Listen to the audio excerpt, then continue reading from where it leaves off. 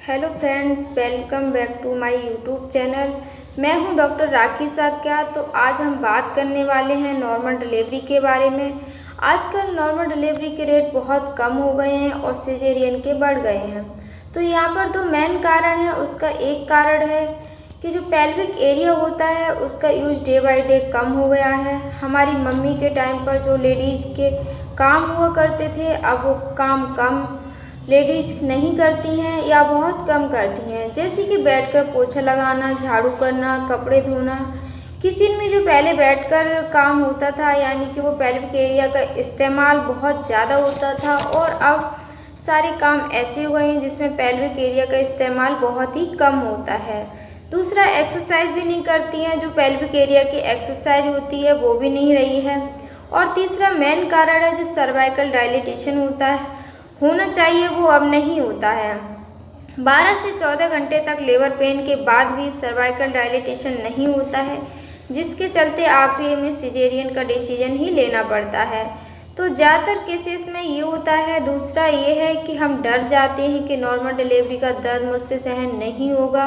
थोड़ा सा दर्द होता है तो लड़की थक जाती है और बोल देती है अब आगे नहीं, मेरा सीजर ही कर दो।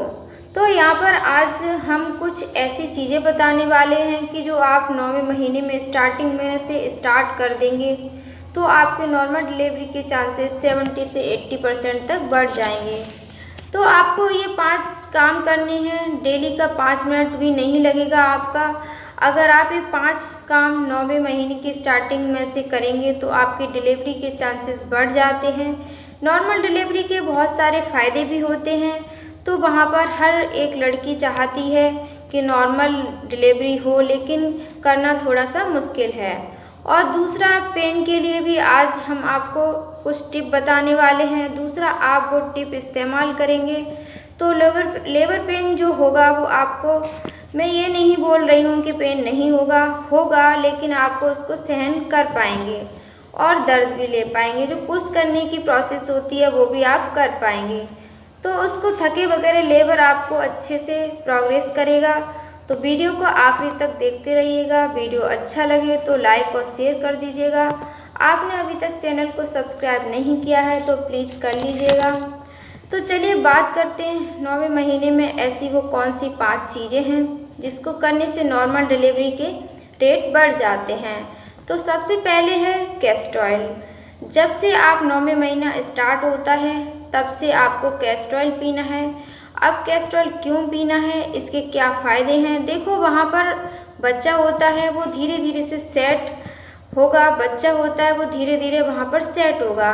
धीरे धीरे नीचे की तरफ वो प्रेशर करेगा, जिससे वहाँ पर आपका जो पेल्विक एरिया होता है वो ओपन होता है, और वहाँ पर बच्चेदानी के मुंह के ऊपर ऐसे सेट होगा कि जो वहाँ पर जो ओपन होने की प्रोसेस होती है वो इजी हो जाती है। लेकिन कभी कभी क्या होता है कि लास्ट के टाइम पर स्पेशली वहाँ पर इनडाइलेशन की दिक्कत बढ़ जाती है, कॉन्स्टिपेशन की दिक्कत बढ़ जाती है। तो इस समय वहाँ पर आपकी इंटेस्टाइन है वहीं पर स्टूल भरा रहेगा और तो बच्चा नीचे सेट नहीं हो पाएगा। तो आपको कैस्टर ऑयल आप पीते हैं तो इसका एक ही मेन फ़ायदा है, आपका गट अच्छे से क्लीन रहेगा, आपको कॉन्स्टिपेशन नहीं रहेगा और वहाँ पर बच्चा नीचे सेट हो पाएगा। तो आपको कैसे पीना है? डेली रात को आपको 1 चम्मच कैस्टर ऑयल आधा कप गर्म पानी के अंदर डालकर पीना है। अब किसी को कैस्टर ऑयल का टेस्ट अच्छा नहीं लगता है तो उसका दूसरा ऑप्शन है, आप कैस्टर ऑयल को चाय के अंदर डालकर पी सकते हैं, गर्म दूध के अंदर डालकर पी सकते हैं। लेकिन कैस्टर ऑयल आपको पीना है। तीनों में ट्राई कर लीजिएगा। किसी को किसी में डालकर पीना है, किसी को किसी में डालकर। आपको डेली कैस्टर ऑयल पीना है। आप इसका डोज कभी आधी चम्मच, कभी 2 चम्मच भी ले सकते हैं। इसका डोज आप इस तरह से सेट करना है। आपको इसका डोज इस तरह से सेट करना है जैसे आप स्टूल, आप कम से कम आपको 2 बार स्टूल जाना पड़े। आपका स्टूल जो होता है वो पतला होना चाहिए, मैक्सिमम 2 बार स्टूल होना चाहिए। इतना डोज आप सिलेक्ट कर लीजिएगा।